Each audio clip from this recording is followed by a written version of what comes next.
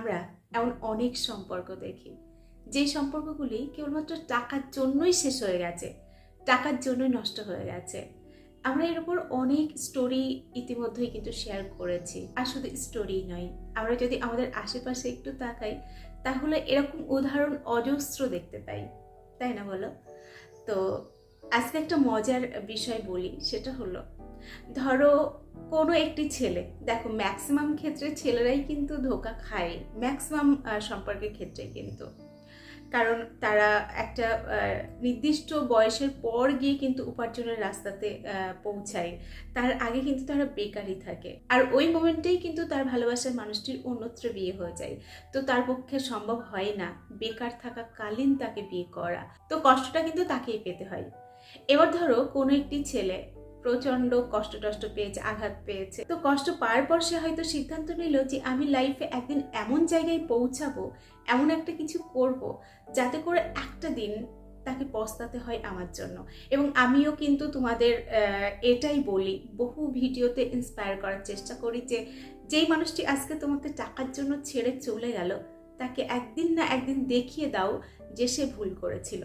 এটা কিন্তু আমিও বলি। তো কোনো একজন ছেলে হয়তো অনেক কষ্ট করে, অনেক স্ট্রাগল করে নিজেকে একটা সুন্দর জায়গায় নিয়ে গেছে এবং এই মুহূর্তে তার কাছে প্রচুর টাকা পয়সা সমস্ত কিছু রয়েছে, তার গাড়ি বাড়ি, তার ব্যাংক ব্যালেন্স সমস্ত কিছুতে সে পরিপূর্ণ।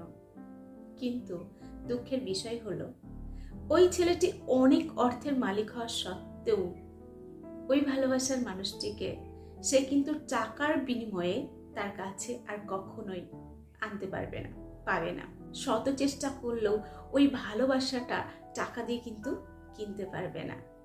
এই কারণেই কিন্তু একটা প্রবাদ রয়েছে, টাকা দিয়ে সব কেনা যায়, কখনো ভালোবাসা কেনা যায় না। আবার তুমি প্রথম জায়গাতে ফিরে যাও, তোমার ভালোবাসা রয়েছে, কিন্তু সেই ভালোবাসাটা তুমি আটকে রাখতে পারছো না কেবলমাত্র অর্থের জন্য। আবার যে মেয়েটি অর্থের জন্য কোনো একজনকে বিয়ে করে নিল ভালো থাকবে বলে, ওই মেয়েটি হয়তো আর্থিক দিক দিয়ে খুব ভালো থাকলো, কিন্তু পরবর্তীতে হাজার চেষ্টা করলেও ওই ভালোবাসার মানুষটিকে কিন্তু পাবে না, সেই পিওর খাঁটি ভালোবাসাটা কিন্তু কখনোই পাবে না। অনেক কিছু থাকার মাঝেও কোথাও একটা শূন্যতা তার মনের মধ্যে কাজ করবে।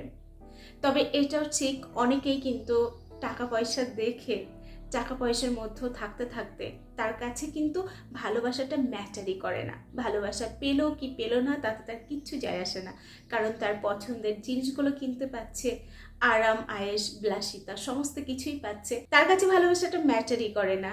কিন্তু এটা চলে প্রথম প্রথম হয়তো সে অর্থ নিয়ে ভুলে রয়েছে, কিন্তু একটা সময়ের পর তার মনের মধ্যে কিন্তু একবার হলেও আসবে যে ওই মানুষটির সঙ্গে যদি থাকতাম তাহলে হয়তো এত আর্থিক দিক দিয়ে ভালো থাকতাম না, কিন্তু কোথাও একটা নরম হাত আমার মাথাতে পেতাম, কোথাও একটা আমার মন খারাপের সময় তাকে পাশে পেতাম, আমার মনের কথা, আমার মনের ব্যথা কেবলমাত্র ওই মানুষটি বুঝতো। এটা কিন্তু পরবর্তীতে মনে হয়, তখন কিন্তু আর কোনো অপশন হাতে থাকে না। এই কারণেই দেখবে অনেকেই বিয়ের পর কিন্তু তার পুরানো মানুষটির সঙ্গে আবার যোগাযোগ করে, কোথাও একটা ওই মানুষটিকে মিস করে, তার জন্যই কিন্তু আবার কথা বলার জন্য ছুটে আসে।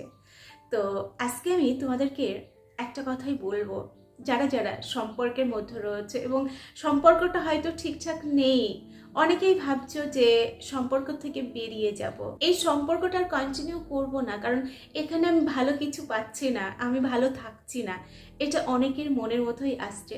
কিন্তু আজকে আমি তোমাদেরকে বলবো, একটা সম্পর্কের মধ্যে যখন বিচ্ছেদ বা সেপারেশন শব্দটি ঢুকে যায়, তখন আমরা ওই সময় বুঝতে পারি না এর প্রভাবটা পরবর্তীতে কি হারে আমাদের জীবনে পড়ে, কারণ ওই সময় না অনেক বেশি ইগো কাজ করে। আর ওই সময় দুটো মানুষের মনের মধ্যে এটা আসে যে আমি ঠিক, আমি ভাবছি আমি ঠিক, আমার সামনের মানুষটি ভাবছে আমি ঠিক ও ভুল, আমি ভাবছি আমি ঠিক ও ভুল, এই যে দুজনেই ঠিক আর দুজনকেই আমরা ভুল প্রমাণ করার যে একটা মরিয়া চেষ্টা করি, এর ফলেই কিন্তু সম্পর্কটা দিনকে দিন তিক্ততায় পরিণত হয়। এবং এইখানে অনেকেই না নিজেকে সঠিক প্রমাণ করার জন্য তৃতীয় ব্যক্তির আগমন ঘটায়, মানে এমন কাউকে মাঝখানে বসিয়ে দেয় যার কাছে দুজনেই দুজনকে নিয়ে অভিযোগ করতে শুরু করেছে। ও এইটা বলেছিল, ও এইটা করেছিল, ও আমার সম্পর্কে এটা ভাবে, বা এই বাজে বাজে ব্যবহারগুলো ও করে। এই যে একে অপরের বিরুদ্ধে, দুজন ভালোবাসার মানুষ কিন্তু কিন্তু একে অপরের বিরুদ্ধে এমন কিছু কথা আমরা বার করে ফেলছি, যেই কথাগুলি কিন্তু দুজনের মধ্য থাকার কথা, চার দেয়ালের মধ্য থাকার কথা, সেই কথাগুলি আমরা কিন্তু প্রকাশ্যে আনছি। এবং এই প্রকাশ্যে আনার ফলে কিন্তু সম্পর্কটা না ভালো হয় না, আরো বাজে দিকে চলে যায়। কারণ আমার মনে হতেই পারে, ইমা ও এই কথাটা বলে দিল, তাহলে আমাকে এর বিপরীতে এমন কিছু বলতে হবে যাতে করে ওর ওই কথাটা খেলো হয়ে যায়, ওই কথার থেকেও এই কথাটা বেশি কঠিন হয়ে দাঁড়ায়, মানে আমি যেন আরো ওর থেকে এগিয়ে যাই। এই একটা প্রবণতা কাজ করে মনের মধ্যে, এবং এই প্রকাশ্যে কাদা ছোড়াছুড়ি করতে করতে একটা সময় দুজন দুজনের শত্রুতে পরিণত হয়। তো আমি তোমাদেরকে বলবো, সম্পর্ক নষ্ট করার আগে না অনেকবার ভাবো, আর অবশ্যই চেষ্টা করো সম্পর্কের মধ্যে যাই ঘটুক না কেন সেটা দুজনের মধ্য থেকে সলভ করে নেওয়ার। কারণ তোমাদের কথাগুলি যখন বাইরে চলে যাবে তখন ধরে নিও যে সেটা ঠিক হবে না, বরঞ্চ সেটাতে আরো প্রবলেম সৃষ্টি হবে। এটা কিন্তু কনফার্ম থেকো। তো চেষ্টা করো যখন একটা সম্পর্কের মধ্যে ছোট ছোট প্রবলেম ঘটছে, তো সেখানেই সেটাকে খতম করে দেওয়ার চেষ্টা করো। এবং যদি খুব প্রয়োজন পড়ে তাহলে এমন কারোর সঙ্গে কথা বলো যে অন্তত বোঝে বিষয়টা, যে তোমাদেরকে থামানোর চেষ্টা করবে এবং দুজনকেই বোঝাবে যে সম্পর্ক নিয়ে কখনো এভাবে একে অপরের বিরুদ্ধে এই ধরনের কথা বলতে হয় না, যে তোমাদেরকে কিন্তু মনে করিয়ে দেবে কোথায় থামতে হয়, সে কিন্তু বলবে তোমাদেরকে। কি বলতো, একটা সম্পর্ক না শেষ করে দেওয়া ভীষণই ইজি, কিন্তু একটা কথা মাথায় রেখো, একটা সম্পর্ক যখন শেষ হয়ে যায় একটা মানসিক পেন কিন্তু আমাদের মধ্যে কাজ করে, এবং এই পেনটা না খুব সাংঘাতিক। তো এই পেনটা কখনো না নিজের লাইফে এনো না। কারণ আমি এমন অনেক মানুষকে দেখেছি যাদের একটা সময় এটা বলতে শুনেছি যে আমি ওকে ছেড়ে দিতে পারলে বাঁচি, ও আমার জন্য একজন অসহ্য মানুষ, ও আমার লাইফটাকে পুরো শেষ করে দিচ্ছে, ওকে ছাড়া থাকতে পারলে আমার জীবন শান্তিতে ভরে উঠবে, আমি ভালো থাকবো। অনেক কনফিডেন্সের সঙ্গে কথাগুলি কিন্তু সেই মানুষটা একটা সময় বলেছিল, কিন্তু সেই মানুষটি এখন এতটা মানসিকভাবে ভেঙে পড়েছে যে তার মুখ থেকেই কিন্তু বার হচ্ছে যে আরো একটু সময় দিলে হয়তো ভালো করতাম, আমাকে আরো একটু ওকে বোঝার প্রয়োজন ছিল, আরো একটু ও আমাকে বুঝতে পারতো, আমরা দুজন চাইলে কিন্তু সম্পর্কটাকে ভালো জায়গায় নিয়ে যেতে পারতাম। কারণ কি বলতো, একটা চেনা মানুষ, একটা কাছের মানুষ, একটা আপন মানুষ, দুজনের ভালোবাসাটা তো প্রথম অবস্থায় ভালো ছিল, একে অপরের প্রতি মিল ছিল, টান ছিল, মায়া ছিল, কিন্তু ওই যে ছোট্ট ছোট্ট ইগো, ছোট্ট ছোট্ট কথাই আমাদের মধ্যে কখন যেন একটা বড় দেয়াল তৈরি করে দিয়েছে, এবং আমরা কিন্তু ওই সময় সতর্ক হচ্ছি না। মাথায় রেখো, একটা সম্পর্কে কিন্তু একদিনে নষ্ট হয়ে যায় না, একদিনে কিন্তু ভেঙে যায় না, ছোট্ট ছোট্ট ঘটনা ঘটতে ঘটতে সেটাই কিন্তু একটা বড় আকার নেয়। এবং ওই যে বললাম, আমাদের মনের মধ্যে ভীষণ ইগো কাজ করে যে আমি ওর কাছে হারবো না, আমি কেন সবসময় হেরে যাব, এটা কিন্তু মাথার মধ্যে আসে। এখানে একটা সদ্গুরুর গল্প বলি, আমি ওনার যেহেতু বই পড়ছি ওখানে পেয়েছি গল্পটা ঠিক এরকম, দুজন স্বামী স্ত্রী, দুজনের মধ্যে যখন তখন প্রবলেম শুরু হয়ে যায়। তো কি হয়েছে, ভদ্রলোকটি একদিন অফিস থেকে বাড়ি এসেছেন, এসে দরজা নক করছে, তো তার ওয়াইফ দরজা খুলে দিয়েছে, খুলে ভিতরে চলে এসেছে। ওয়াইফটি বলছে যে দরজাটি দিয়ে দাও, ভদ্রলোকটি বলছে আমি দিতে পারবো না, তুমি দাও, আমি সারাদিন পর ক্লান্ত হয়ে ফিরেছি, আমি এইসব কাজ করতে পারবো না। মহিলাটি বলছে যে আজকে আমি দরজা দেবই না, তোমাকেই দিতে হবে। ভদ্রলোকটি বলছে আরে আমি দেব না বললাম তো, আমি ক্লান্ত, দেব না। ভদ্রমহিলাটি বলছে আমিও দেব না, আমি আজকে দেবই না, তুমি দিলে দাও, না দিলে ওরকম খোলাই থাক। ওই সময় ভদ্রলোকটি এটাই ভাবছে, এই মহিলা সবসময় নিজের জেদ খাটিয়ে আমাকে দিয়ে কাজ করিয়ে নেয়, আজকে ওর জেদের কাছে আমি হার মানবই না, আমি দরজা দেবই না। ভদ্র মহিলাটিও কিন্তু একই কথা ভাবছে যে আমি কেন সবসময় ওর কাছে হেরে যাব, আজকে আমি কিছুতেই হারবো না, আমি দরজা দেবই না বলে ভদ্রমহিলাটি বসে পড়েছেন, ভদ্রলোকটিও একটা পাশে বসেছে, এবং দুজনের কোনো কথা নেই, দুজনই চুপ করে আছে। অনেকটা সময় পেরিয়ে যাচ্ছে, সন্ধ্যা পার হয়ে গেছে, খাবার সময় চলে এসেছে, লোকটির কিন্তু ভীষণ খিদে পেয়েছে, কিন্তু সে তো কথা বলবে না। এ ভাবছে আমি কথা বলবো না, ও ভাবছে আমি কথা বলবো না। দুজনেই কিন্তু নীরব হয়ে রয়েছে, কারণ ওদের মধ্যে ঠিক হয়ে রয়েছে যে আগে কথা বলবে তাকেই দরজা দিতে হবে। তো দুজনে তো কেউই দরজা দেবে না বলেই একদম দৃঢ় প্রতিজ্ঞ, তো কেউই কথা বলছে না। অনেকটা সময় আরও পেরিয়ে গেল। এই মুহূর্তে অনেক রাত, তাদের খাবার টেবিলে কিন্তু খাবার সাজানো রয়েছে, কিন্তু কেউ তো কথাও বলবে না, খাবেও না। তো যাই হোক, দরজা তো খোলা। ইতিমধ্যেই দুটো চোর ওই বাড়ির সামনে দিয়ে যাচ্ছিল। তারা দেখলো ওপেন রয়েছে দরজাটা, তো তারা তাদের কাজ করার জন্য ভিতরে ঢুকলো এবং দেখলো দুটো মানুষ স্ট্যাচুর মতো বসে রয়েছে, কোনো কথা বলছে না। দুজন ঢুকেছে, দুজনের সামনে একটু অঙ্গভঙ্গি করেছে, কিন্তু দেখলো যে এরা কথা তো বলছে না। ব্যাস, ভীষণ বড় একটা সুযোগ পেয়ে গেছি। তো তারা কি করেছে, প্রথমে ঘরের দামি দামি আসবাবগুলো নিতে শুরু করেছে, কিন্তু কেউ তো বলবে না যে চোর এসেছে বা কি হলো, আমাদের জিনিস চুরি করছো কেন, এটা তো বলবে না। কারণ বললে তো তাদের কথা বলতে হবে, কথা তো বলবে না, চুপ করে বসে রয়েছে। চোরগুলো ভালো ভালো জিনিসগুলো নেয়ার পর তারা ভাবলো, ইস কত ভালো ভালো খাবার সাজানো রয়েছে, চলো দুজন বসে রাতের খাবারটা এখানে শেষ করি। দুজন আরাম আয়েশ করে খাবারগুলো খেয়েছে, কিন্তু কেউই কথা বলছে না, চুপ করে রয়েছে। তারপর একটা চোর ভাবলো ওই ভদ্রমহিলার গালে একটা চুমু খাবো।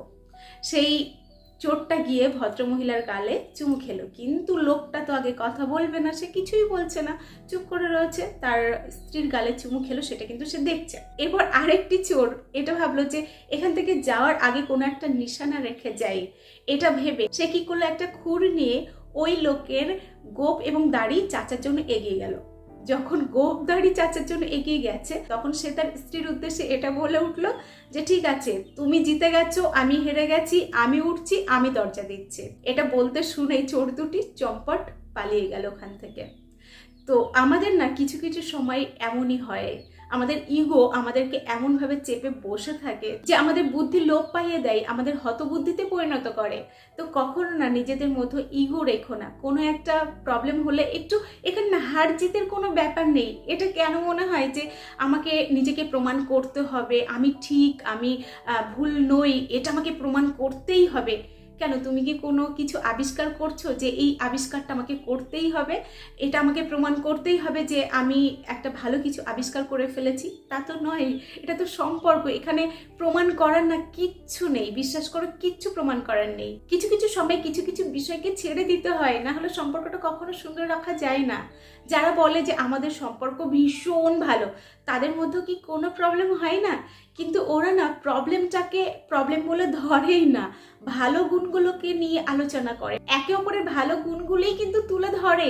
তার জন্যই কিন্তু ওই ছোট্ট ছোট্ট তিক্ততাগুলো ওইখানে চাপা পড়ে যায়, এবং তারা কিন্তু আরও চেষ্টা করে যে আমার ভালোবাসার মানুষটিকে আরও ভালো রাখবো বা ওর সম্পর্কে সবাইকে আরও ভালো কিছু বলবো, এটা কিন্তু চেষ্টা করে। কিন্তু যখন আমি দেখবো আমার ভালোবাসার মানুষ আমাকে নিয়ে অন্য কারোর সঙ্গে আলোচনা করছে, যে আমার ব্যাড বিষয়গুলি কেবলমাত্র তুলে ধরছে, বা ধরো আমাকেই আমার ব্যাড বিষয়গুলির দিকেই কেবলমাত্র আঙুল তুলছে, আমার ভালো দিকগুলো কিন্তু সে দেখছে না, একবারও বলছে না, তখনই কিন্তু আমারও ইচ্ছা করে যে তার প্রতি আমিও কিছু কথা বলে দিই। কিন্তু এটা যদি একজন একটু সাইড হয়ে যাই এবং পরবর্তীতে ভালো সময়ে যদি তাকে বোঝাই যে না, তুমি এই কথাগুলি বলে আমাকে কিন্তু কষ্ট দিয়েছো, এটা যদি আমরা বন্ধুর মতো দুজন বসে আলোচনা করতে পারি এবং তার ভুলটা ভাঙিয়ে দিতে পারি এবং যদি একটু নীরব থাকি, তাহলে কিন্তু প্রবলেমটা ওখানে স্টপ হয়ে যায়। তো পরিশেষে আমি তোমাদেরকে এটাই বলবো, একটা সম্পর্ক যখন বিচ্ছেদে পরিণত হয়, তখন কিন্তু মানসিক যন্ত্রণাটা প্রবল হয়ে ওঠে দুজনের জন্যই।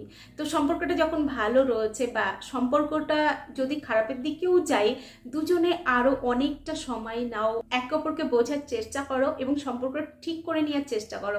কারণ পরবর্তীতে যাতে তোমাদের আফসোস না হয় যে হয়তো আমি ভুল করেছি, আমি ওকে ছেড়ে না দিলেও পারতাম, এই আফসোসটা যেন কাজ না করে। আগের দিন একটা কমেন্ট পেলাম, একজন ভদ্রমহিলা লিখেছেন যে আমাদের সেপারেশন হয়ে গেছে, কিন্তু আমি দেখছি ও আমাকে ফলো করছে, আমাকে আনব্লক করে দিয়েছে, ও কি চাইছে? আসলে ও ওই ভদ্রলোক তো মিস করছে এতদিনের একটা সম্পর্ক, কত স্মৃতি।